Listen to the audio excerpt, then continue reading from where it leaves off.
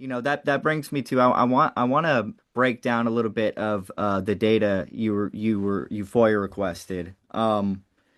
So could you elaborate a little bit? We touched on it at the beginning.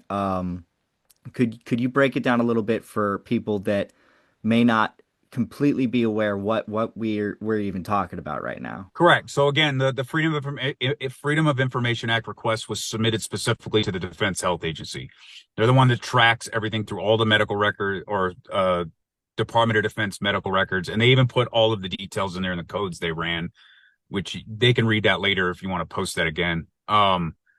But the request was specifically for the number of COVID-19 vaccines administered during calendar year 2025. And then if you can read the top of the FOIA, I continued on and put a little more details in there. So they had to give me the specific numbers. I added the link on how they used to actually publicly promote it, so they can't kind of tap dance around the FOIA.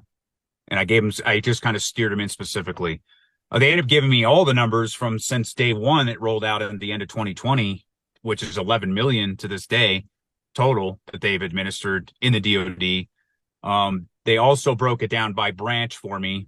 And then when you look at just the active duty guys in the numbers, the bigger branches like Army, Navy were around 5,000, which, yeah, I've heard people say, well, it's not very much anymore. Well, it's not, but that's not the point of this. And then there's another category which says other. So this is where I tried to get the other out of them and to explain it. I sent multiple emails over the last week. But if you look at the other and you just put yourself inside of a military treatment facility, who has access to military treatment facilities, right? Retirees, dependents. So the other is obviously some VA extension for anybody that's retired, disabled retirement, or any outreach that they've have some extension or tie to the VA still for whatever reason they left the military, as well as dependents. No one else has access to these military treatment facilities. And that was specifically my request. Only administered on military bases by the DoD. This is not civilian. This is not CVS. This is not a regular hospital where I'm looking at in Colorado Springs or San Diego that you go down to your local clinic. This is only on base on military treatment facilities that they administered these shots. So again, that's why 460,000 is a huge number still. But how many of those dependents were pregnant mothers?